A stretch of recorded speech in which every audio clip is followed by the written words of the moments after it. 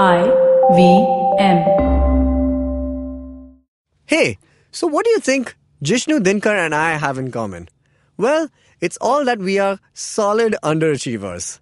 But if you like the opposite, which is that of a superachiever, then you should definitely check out the Vishal Gondal Show, where Vishal, the host who I just named and is also in the title of the show, The Vishal Gondal Show, interviews superachievers like Ronnie Screwwala, a great superachiever, Amish Tripathi, another great superachiever. So, if you're an achiever and would like to become a superachiever, then you should probably check out The Vishal Gondal Show.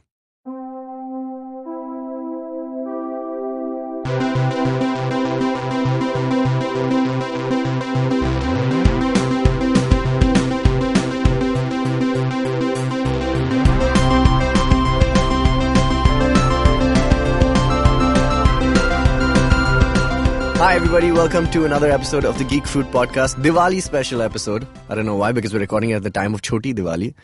I don't know, is there a difference between that and the main Diwali?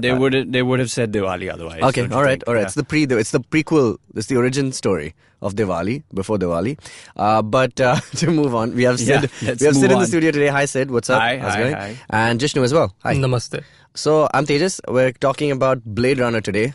Blade Runner 2049, right? 2049, you're right. You gotta say it right, man. I haven't seen the previous 2048 prequels. If you say Blade Runner, that's when the knives come out. So this movie really beat like Krish and Krish 3 in terms of jump in numbers between them. Well, yeah. There wasn't a 2? There was Blade Runner and Blade Runner 2049. There was no Krish 2. There was no Krish 2? No, there was just Krish and Krish 3. Oh, and so the first is Koi Mil Gaya, which is why they did that. Sorry, a little trivia for you there. So I hope you guys enjoyed our trivia section. Okay.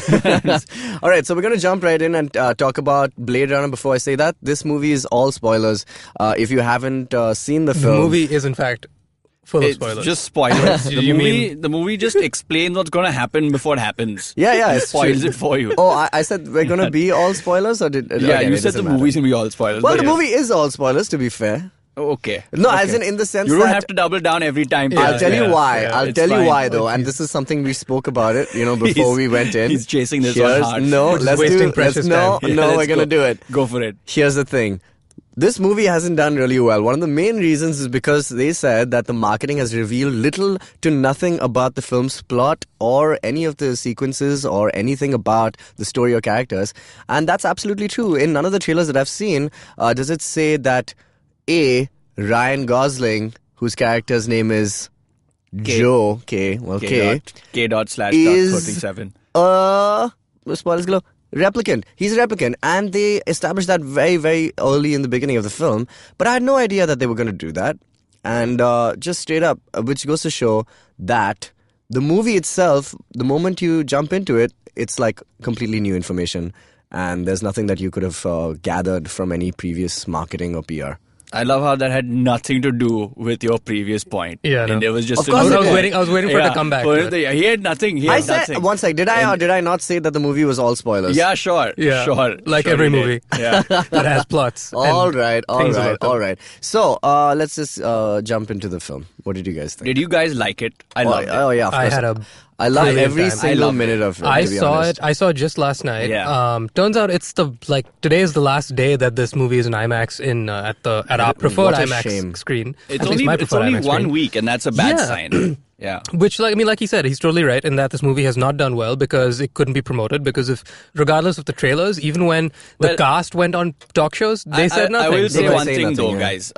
About this weekend, this is Diwali weekend, so they will be putting out the biggest Hindi releases of the year now. Sure, so they will make space for that. Fair enough. But I mean, it's not only here. Let's assume that's the factor. I'm not even talking India at all. Yeah, that's true. I was trying weekly to defend this beautiful movie. But I will say, in its defense, this is the kind of movie that I really, really enjoyed. That I was one of 4 people in a ginormous IMAX theater watching this movie, and apparently that is not a rarity in how people have watched this movie, because there haven't been very many people watching this movie in theaters, which I think is a travesty, because honestly, between like your Dunkirks and various other big tentpole films that have happened this year, I think this was without question my favorite visual spectacle. Oh, yeah, definitely. Hands down. I agree with you. Because more so than like, what your Nolan kind of films can deliver and what other sci-fi films can deliver, which are amazing, space operas and like visual set pieces. That way, this whole thing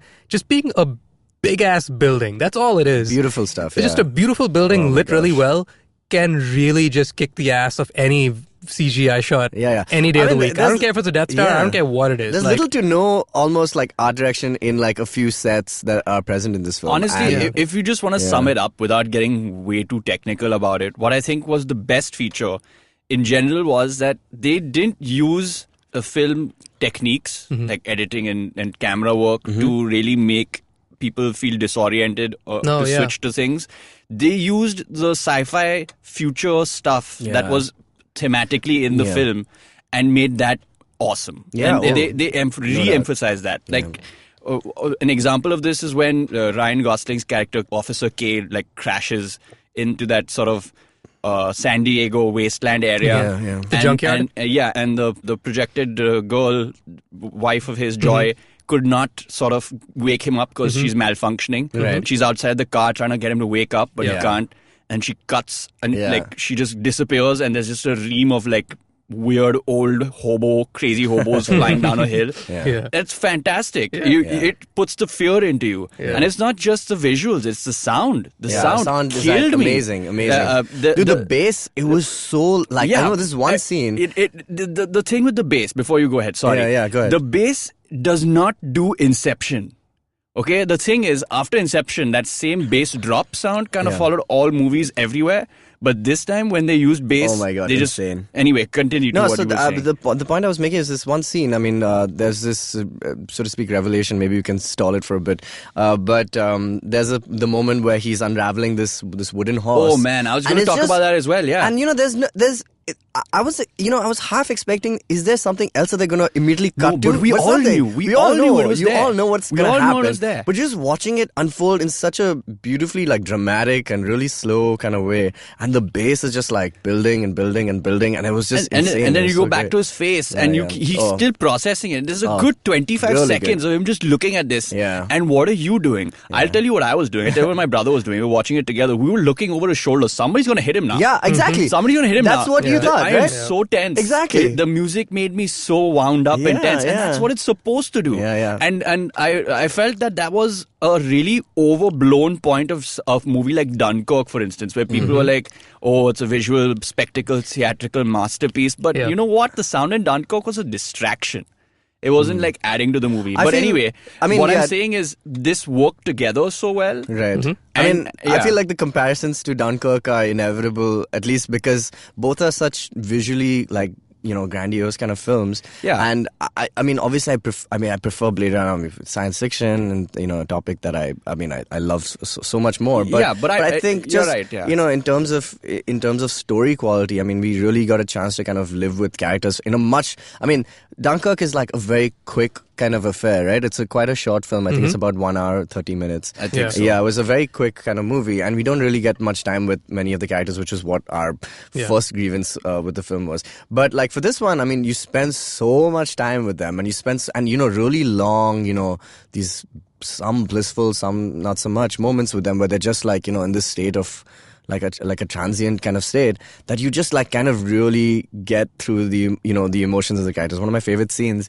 is when we see like Ryan Gosling, Officer K, his first moment, like, he's this stoic kind of replicant, like for the most part of this film.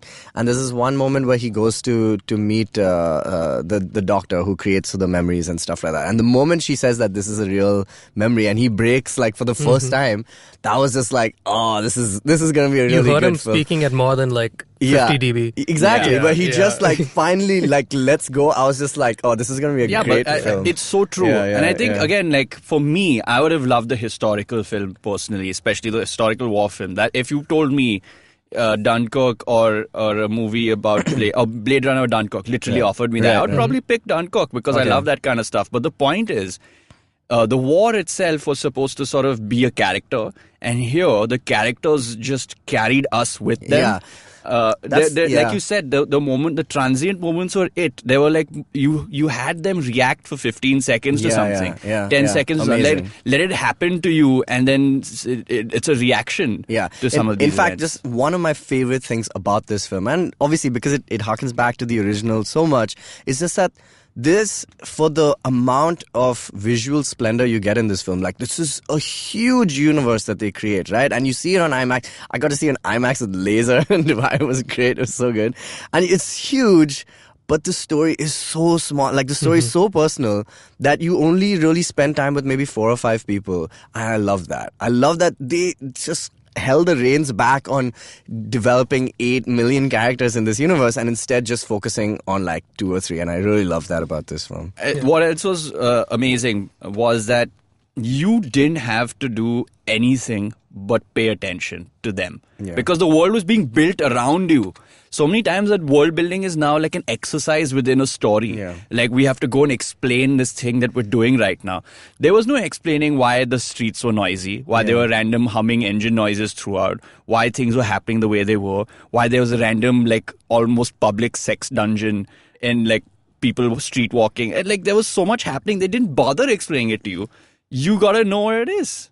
And that's such a risky thing to do because they spend so much time slowly taking you through how the characters feel, how the plot unravels, which is, like you said, it's literally a 1, 2, 3 act plot. There's really no complexity to it. It's just a simple twist. Yeah, it's a very simple story. It's a very simple story. And I think what I like the best about it is that in that it being a sequel, I think this is one of the most brilliantly executed sequels that I've seen, because sequelitis is a very easy trap to fall into for a lot of things, where you just want to make things bigger, or you want to do fan service and give people satisfaction and closure on things that you didn't get the first time around. And the biggest problem with Blade Runner, the original, is that people don't really have much answered at the end of the day. So it's an equally very small, insulated story in an equally large universe. But this was great because they didn't, go and give you that whole, let me explain the midi-chlorians and tell you exactly why the Force is the way it is. They didn't do all that stuff, so they didn't give you much more than the very bare minimum, which is this old guy is still relevant. Let me tell you why. And there was one random person that he met back there who is still also relevant. Let me tell you why. And we'll move on from there. Everything else from the first movie is pretty much just like, Pan Am is still a company and Atari is still a company. Other than good to know. Other than just how beautiful was it to look down on Atari like right? Seriously, other than just that, just like a few little production details, this was its own isolated movie. And so, I think that was great because it had like emotional urgency, which the first movie lacked. I liked this movie a hell of a lot more than the first one. And I did like the first one. Here's the thing though. The original theatrical cut of Blade Runner was a train wreck. So it did poorly. I think that's why people kind of react differently to that original film. Because the other thing is, I think I watched director's cut first. All of us, anybody after 2004, you won't find the original. You won't find it. You can't find it. But when I did, it was really a different movie. It's like watching, like everyone loves Mad Max, right? But have you seen Mad Max, the original? Yeah, I love those. I've seen the first two. It's really hard to watch now. It's really hard to watch. Really? Yeah, it is. They're great films. They are, but then it's what I mean is. But I would keep them with they're not the same genre. Like this Mad Max was so different from those. I meant it in the sense that some stuff doesn't age well. Yeah, fair enough. And the original cut of Blade Runner was repurposed for a reason. Like it was. There needed to be a director's cut because it would not have justified the following it got otherwise. And I think Ridley Scott did a good job. I think he had the final say on the original, and I think in 2004, 2005, it's his they cut. finally did this last version. They did borrow footage from The Shining to end the film. So it's like it's weird madness. It's a weird thing. But I think what we all can say we love about the original movie, apart from the story and replicants. I mean, I always the whole plot of AI, which is from the novel itself. I mean, the thing which we love about the original Blade Runner is because when they say from visionary director Ridley Scott, that's actually what it is. And we've talked about Ridley Scott in a previous episode when we were discussing aliens and stuff. But Ridley Scott really kind of made the future look, what it looks like. The big screens, the giant screens, and man, I'm dude, this is so funny. So I was on holiday just recently, right? And I went back home to Dubai after a long time, and literally, like, every place is full of like these giant screens and just advertisements on them and stuff, and just reminded me so much of that. And I could play some memory. I could say, wow, this looks like Blade Runner, or this music is like Blade Runner's, because that was so seminal in its visual kind of design. And I think that was the first look, at least, at what a really realistic future would be like for everybody. Okay, before we take a break, I have to echo that sentiment with. Yeah. I saw this movie last night, and driving home at like midnight, coming back, I was going through like really, really tiny, cramped alleys, getting back home, driving in the cab, and it was a really poor part of town. And I'm going by these chawls and stuff like that, and I just saw the movie, so I have all the dystopian stuff fresh in my head. Yeah. And as I'm looking at literally anything, like the most poorest, impoverished slum area of Bombay, I could see this dystopian future like coming to What it would realization. look like, yeah. Because if you look at it, you're looking at people like even today, not only in India but like anywhere in the world. If you just look at like the stuff that you see, like even the most impoverished person has access to like a smartphone, An iPad, or whatever. and so like I'm looking at these tablet. slum kids who are like living in their homes right next to like somebody selling like chickens, and then everybody in the back room is staring at like some handheld device and whatnot. I was just like, this is way too real. Jishnu, right before we break, dystopia is when there's no society and there's nothing. Well, this is kind of not far away. utopia. That's what I'm saying. No, this is the key. This is not utopia. It's not dystopia. It's reality. Yeah. That's what's messing with us now. Yeah. And I think we should talk about that. Yeah. Okay, cool. So we're going to take a short break, come back, talk about maybe some of the themes of Blade Runner 2049. In a world where people are busy playing Mendicote at Diwali parties, two men decide to go all in the river.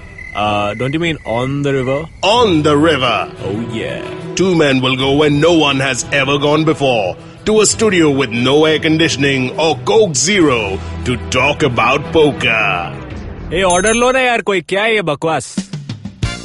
The SpartanPoker.com presents Mera Kaam Poker, hosted by Azim Banatwala The best comedian in the world, according to himself. and Peter Abraham. Not related to John. New episodes out every Wednesday on the IBM podcast app or any other podcasting app you use. And for all our listeners who want to try out their hand at poker, you can log on to thespartanpoker.com, register yourself as a user with the promo code IVM, and you will get 200 bonus cash, which you can use to play poker for free. See you at the tables.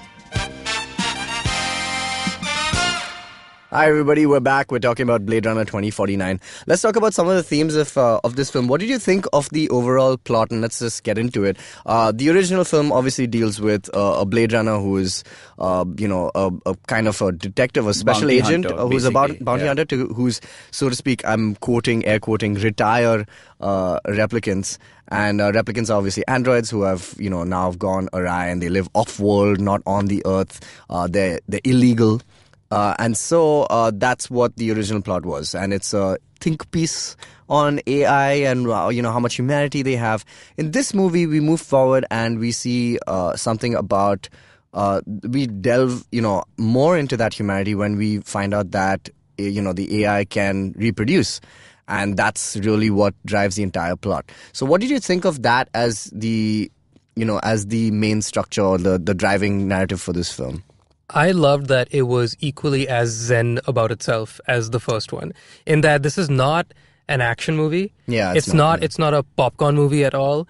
It's very content with exactly what it's trying to do, and it's just like, I am what I am, and I don't need to like show off and like do anything flashy other than just sort of tell you, here are some people, they live in this world, and everything about the world, kind of like how you were saying, Siddhant, everything is just very, you're right, it's not dystopian, it just is, right? And so with this plot, it's, yes, while it is asking, a lot of questions about the human condition versus slavery and then AI and all this stuff, these are really good existential questions to ask, but the way that it's presented to you, much like with the first movie, is just your classic film noir, Dick Tracy, very Private Eye. Neo-noir Yeah, is just what like, the original because was. like, the problem with the first one, which this one bettered, was that in the first one, it's literally, You meet Deckard.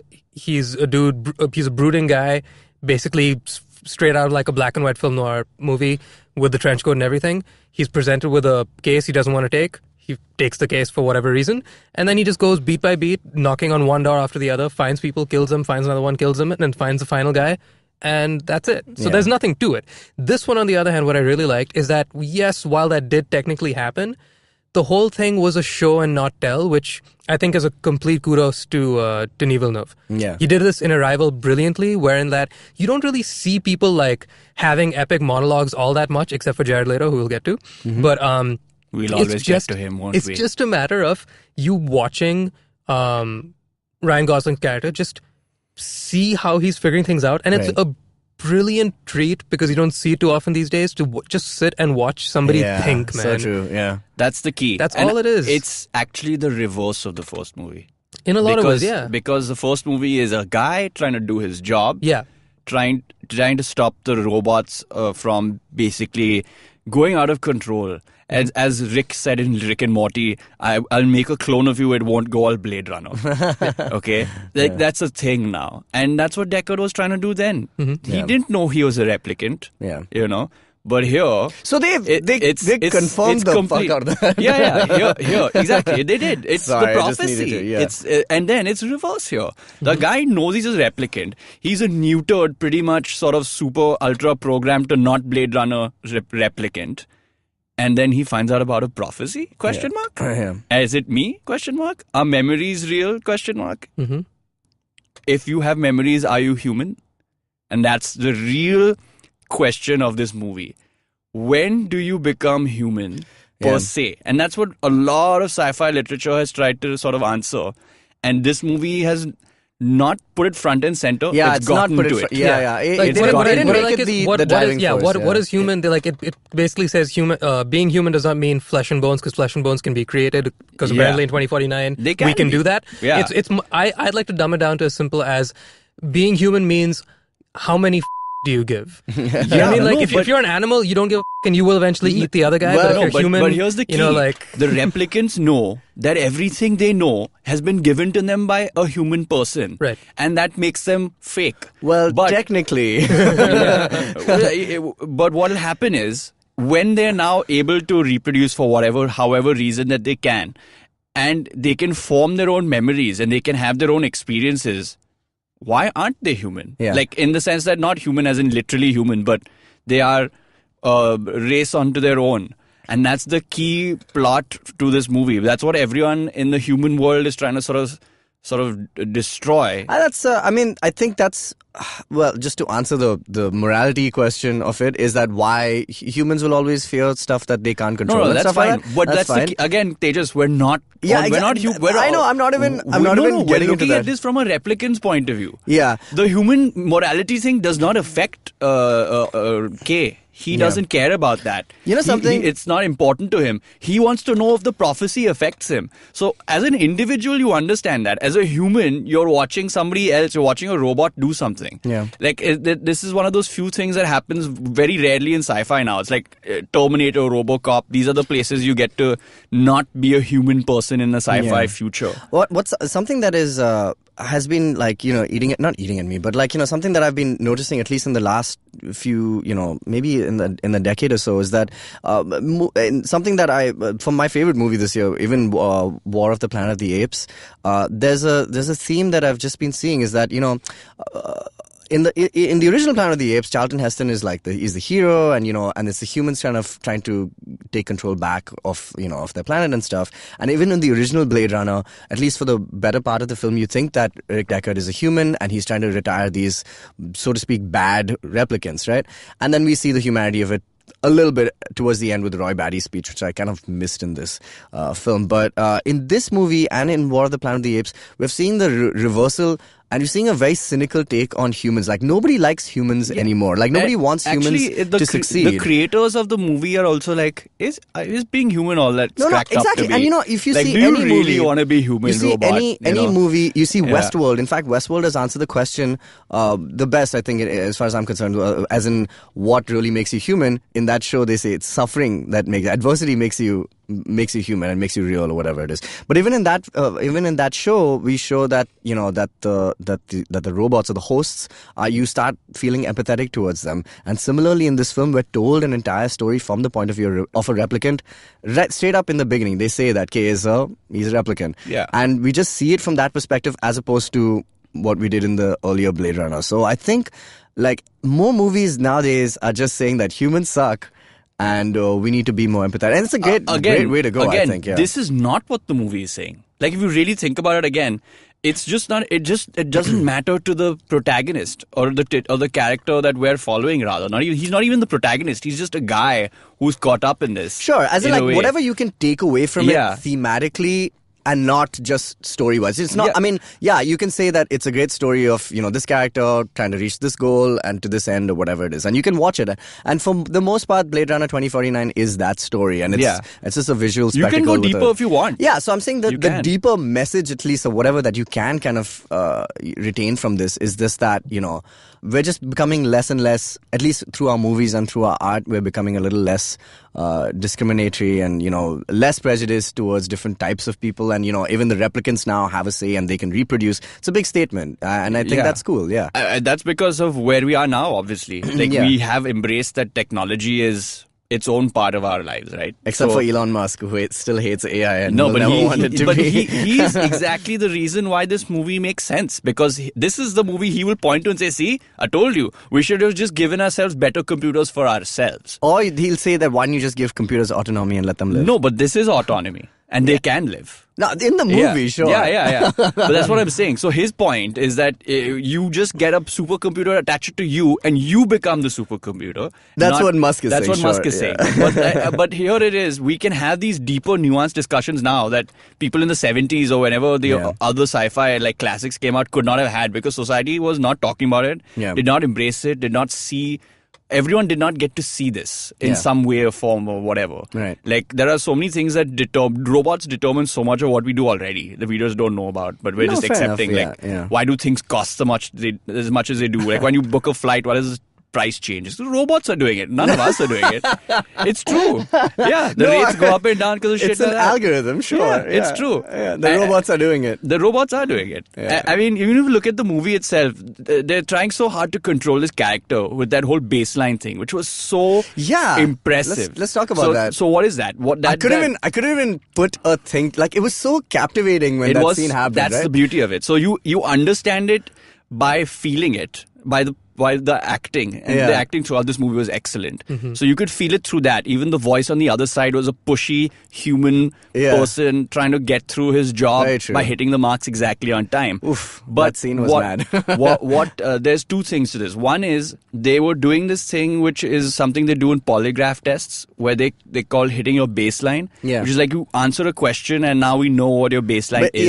And then we'll ask you something that's above it, which is true, and one which is below it, which is not experiment. Exactly. What they were doing is they were trying to catch in his voice and his replies if he has strayed away from his programming. Yeah. So that was the thing. And the stuff that he used with the interlinked and the fountain and all that stuff is from the Nabokov book that they showed in his apartment, the fountain one, right? She's like, oh, why don't you read this? I love it when you read this to me. Yeah. So I saw a video about this thing, about the movie, and they explain this reference. This book is about a guy, like typical Russian crazy author type story, where a dude almost dies. No, he almost dies, and he sees this white fountain in heaven, and is like, and he comes back to life. Like he's on the brink of death, he comes back, and he meets another person who also says, I was almost dying, and then I saw this same thing. And this is it's like a... That's a lot like the original book, actually, Do Androids Dream of Exactly. Electric Sheep? And it's also like what's happening here is like, did I imagine this? If it's my memory, am I the prophesized kid? Yeah. So he's already having, these are all these references being dropped into his life all the time. Yeah. And he's being nudged towards it. Oh, it was heartbreaking. What was really encouraging about this movie, like I said earlier, it's that it's very zen. It's very sure of itself. It's not trying to fit into the Hollywood popcorn movie kind of, scheme of things and hitting all those marks. one of the most endearing things was that even though it's so bleak and the world is just upside down and like beside itself and just doesn't know what to do with itself anymore, even though he is a replicant, Gosling's character is the one that we are connected to most for the most amount of time. The really endearing thing is that there's still hope in this movie. And it shows you that like no matter like how shitty the world gets and no matter how okay we are with the shittiness, which was another very endearing thing, like you said, the fact that there's like sex workers roaming around and random stuff like that happening at the street level and nobody's batting an eyelid. They don't explain anything because it's so mundane, you don't need to explain it. Right. But at the end of the day, there will always be some positive ray of light. And unfortunately, like his ending isn't the happiest of endings. It's not like the perfect ending. You could interpret it as he dies. It's fine. He dies. So it's like it's we don't know that. He totally dies. He does not. Come on. So I don't think he does. He has his boyhood poster moment, basically. Yeah. So basically what I'm getting at is it's really encouraging to see, one, that the movie itself is not bogged down in its own cynicism and its own just like bleh, which is the world that it paints. Right. But two, for me, I would argue that this is as much of a milestone in a lot of ways as the first one was, for very different reasons. Because you don't see people dissecting films in the kind of way that we're talking about. We're not the only ones that are having legitimate academic discourse about artificial intelligence and like what it means to be human. I mean, there's one thing, you can go only so far when you talk about what it's like when Black Panther faces off against Captain America. You can only get to a certain level, right? No, there's a political aspect there which is insane. It is, and I'm sure we're going to get into it more. Did you see that new trailer? We're going to get into that more. But what I mean is that this stuff doesn't happen every day where you can throw a crap ton of money at a movie and give a director complete carte blanche. Like Villeneuve says on record many a times, he wanted to make this movie his way, and Ridley Scott was completely on board with that. He chose Villeneuve to do it because he's a fan of Villeneuve's style, and he didn't want him to basically do the mistakes of George Lucas, essentially, when you rehash an old thing like that and sort of go back and answer unanswered questions. Said, this is a big universe that we've only just barely stepped one foot into. Your second step doesn't have to necessarily be in the same direction. It can go wherever you want. Yeah. And that was really great because very true. Yeah. This to me, in a lot of ways, even though it's 2 hours, 45 minutes and a giant production value, in so many ways, it felt like a short film. Like an indie film. It felt so much just like one kid in a bedroom really excited to be a filmmaker. And he said, you know what? I'm going to do what the hell I want to do. And the way the movie even ends, much like how the first one ends, is just, how many movies do you think these days with that kind of money, that kind of cast behind it, that kind of stakes behind it, you can't end a movie with just like, and I'm done. And, without even suggesting, hey, but, there's something more. There's none of that. This is completely a selfish thing of an artist trying to say, like, you know what, I just want to flex my muscles because I'm good at it and I've got the blessings of the guy who we owe it all to. So, great. Yeah. Just go ahead and make your damn movie. Definitely. And by the way, they're robots. Aren't they cool? Yeah. That's it. All right. Okay, cool. We're going to take a short break. Come back, talk a little bit about the ending, I guess. Yeah, we'll talk a little just bit. why this didn't and happen. Few grievances. Yeah, why it didn't work out for this movie. I think we should talk about that. All right, cool. Hi, I'm Amit Verma, the host of the weekly podcast, The Seen and the Unseen.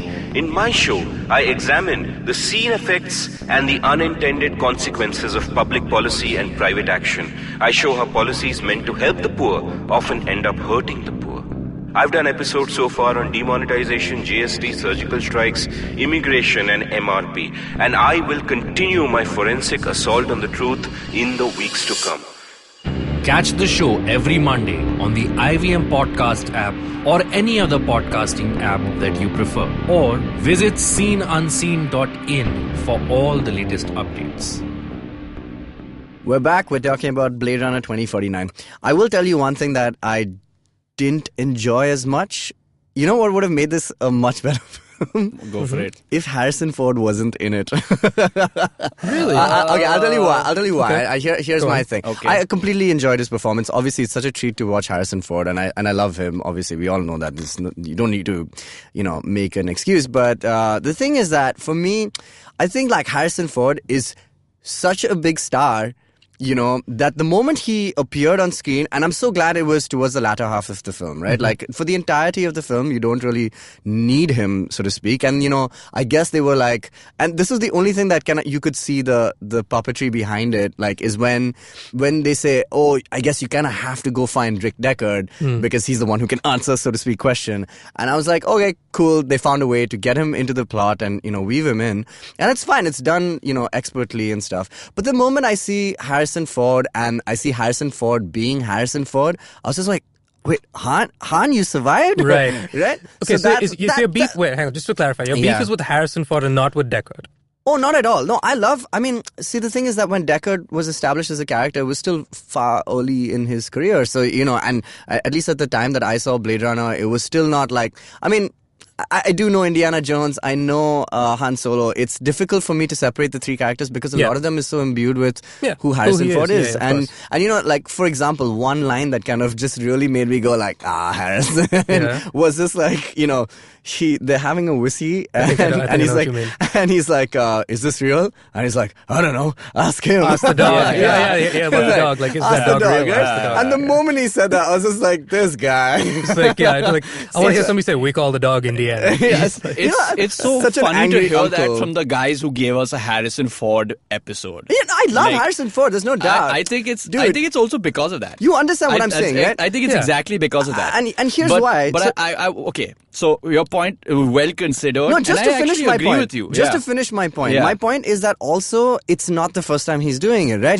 He's kind of completing. He's doing the trifecta. He's bookending all his major just franchises. Like Stallone did. Yeah. Well, yeah, but Stallone, it's different, right? It's Harrison Ford and Stallone. And obviously, Harrison Ford hasn't been in like more than two, and I can say this freely, of my favorite franchises of all time, right? Like Indiana, Blade Runner, and like, and Star Wars. That's what I'm saying. Like, Stallone had Rocky and Rambo, dude. Yeah, like, come and on. I saw both, and both were great. Great, yeah, both exactly. were great, but and then he came back for Creed because he makes, the thing about both those films, Rocky Balboa and Rambo, is that both of them are still stories about him. And it's not like he's like this tertiary character who's come in to kind of give his 2 cents and then exit, stage down. So that's the thing, that's the difference. And here it's kind of like, well, Harrison Ford is Harrison Ford. Let's get him back, it'll be great to see him. It'll get to kind of conclude the story of Rick Deckard.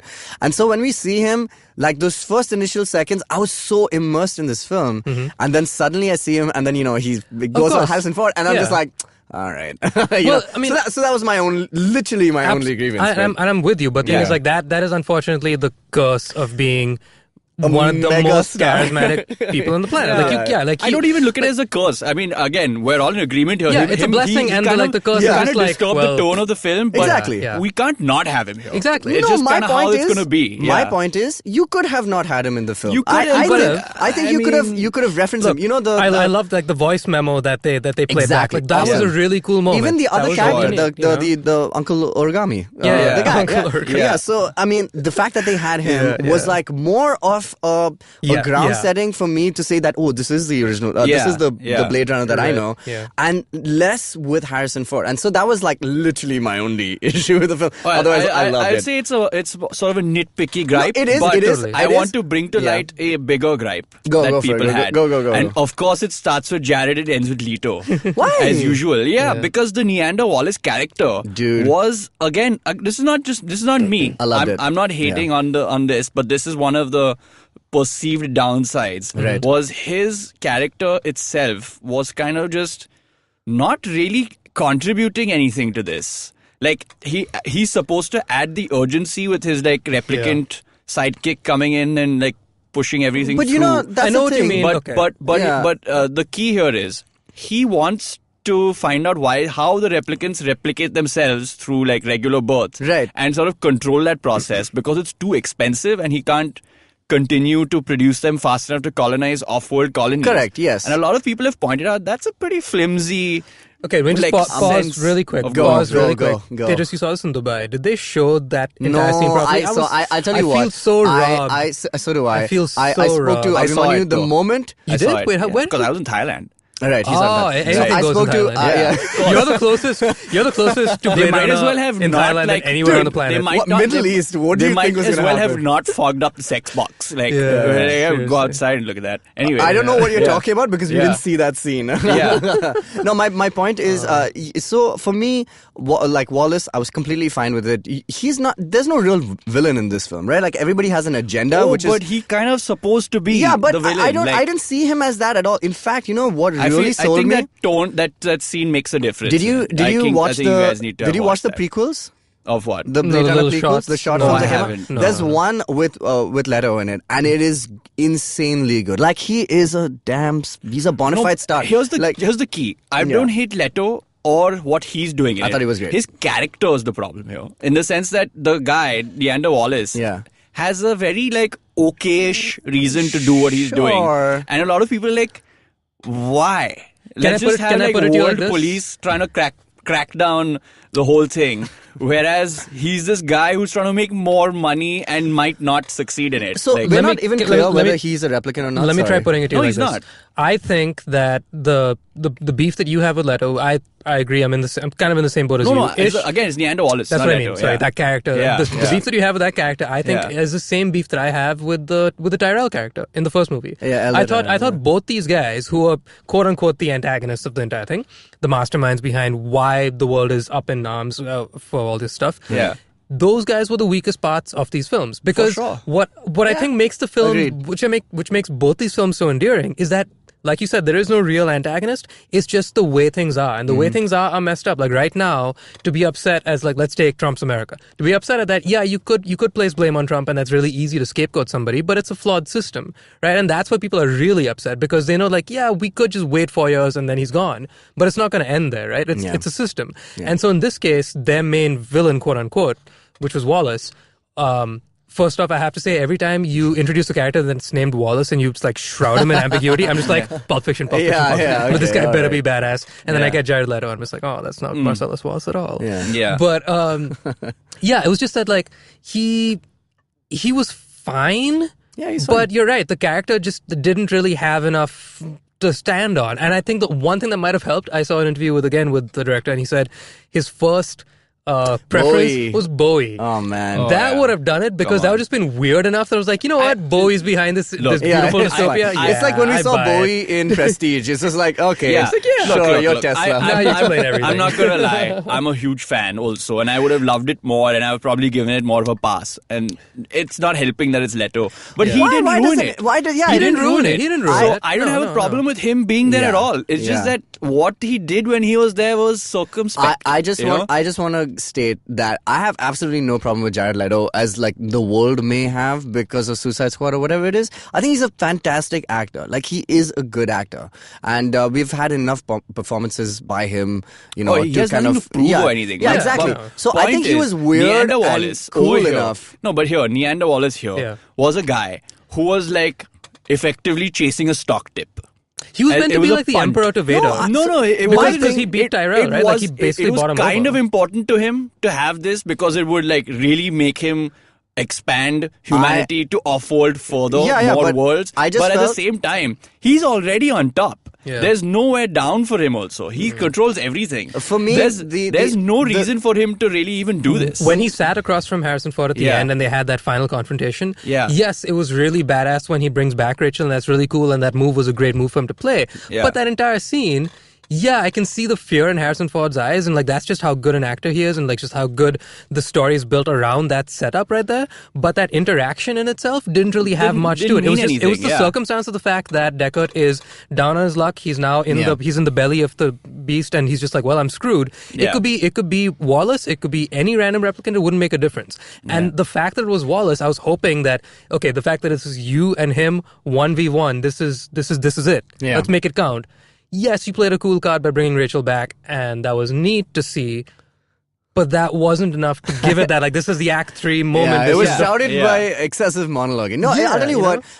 For me, I felt like my takeaway from that character was that, this guy is a replicant of some sort or whatever it is, and he's trying to like create. He's chasing the same thing that every character in this film is, right? Like they're chasing the ideal, the reproducible replicant. And I mean, I don't know. Maybe his character sees that as some form of holy grail. Like that he's chasing, but he can't. Like the way he dispatches some of his previous creations so simple and so easily was just that shows that how desperate he is to find this, and he's literally willing to go to such lengths as to recreate Rachel, which was weird, by the way, for me, as in like it was weird to watch. Again, for him it's not. Like it's just push a button, Exactly. a robot arrives. Like it's the whole point. So, and I really didn't get that sense of urgency that you're talking about, because I didn't see him really go crazy over this. I really didn't. But his character I just, is poised. Like everybody else in this film, everyone is super chill. yeah, like but everyone then, is. like, okay, anyway. Harrison Ford is the only one Instead who's of- still being Indiana Jones I in guess, this film. Yeah. Right? But then it's okay. Like Yeah. you can have different characters doing different things. It's fine. It's like, so like you said, Deckard's character is the most volatile, which is Harrison Ford being Harrison Ford. Yeah. Gosling was amazing because the few moments where he did break were great, because Beautiful. he Yeah, does so break, good. and it's so good to see Good that happen. yeah. His girlfriend Joy, she was great. For sure. Everybody had Everyone was the good. things, but yeah, you're Everyone right. was Leto was stagnant, and I get that. Like that is kind of the motif of this entire thing. Everybody is meant to stay stagnant, but you have to break. Yeah. Gosling broke. When he broke, it was amazing. When Joy broke, it was amazing. When the replicants broke, it was amazing. When Bautista breaks, it's amazing. But Yeah, he's so good. Dude. He was great. There's He was another so great good, prequel man. with him in it, and Yeah. so that's why his story is kind I'm of important. so It's really glad good. I didn't see a damn I'm thing about so this glad movie. I didn't see anything either. The minute he showed up, I was like, Yes. yes. Because the Same night feeling. before, My brother I said I watched saw his Guardians neck Volume and I 2. knew it. Yeah, and the night before I watched Guardians Volume 2, and I was Yeah. just like, I'm so glad I'm you're just a gonna thing say, in my life now. you You're guys- this way you because guys you didn't love- witness a miracle. You guys love WWE way too much. He's cool, man. He's a cool guy. No, he's great. Yeah, Dude, yeah. I looked up trump cards on Amazon, like the 1990s trump cards with like, fights fought, fights won, bicep 6-6 and all I that have shit. good Yeah. news for you then. You found some? No, but 'Cause I we'll couldn't talk find about any. this one later on. We'll But get I have there. good news for you. Hey, if anybody knows where you can find some, please tweet at me. Just tweet at Tejas Menon and he'll let you know. Nice. Yeah. Okay. All right. Cool. So that's our episode. Thank you guys for being here. If you guys have any thoughts on Blade Runner, which we haven't discussed, there's this whole feminism aspect, which maybe we which we can didn't do get in a into, yeah. separate episode, just generally. Yeah. Which we should talk about. But if you have any other thoughts, please let us know. Contact geekfruit@gmail.com. You can find us on social media at geekfruithq. What are your Twitter handles, guys? Siddhant_Mehta. I'm at Tejas Menon, like I said. Dinks thinks. And at Jishnu Guha. All right. Cool. So that's our show. Thank you so much for joining us. We'll be back next week.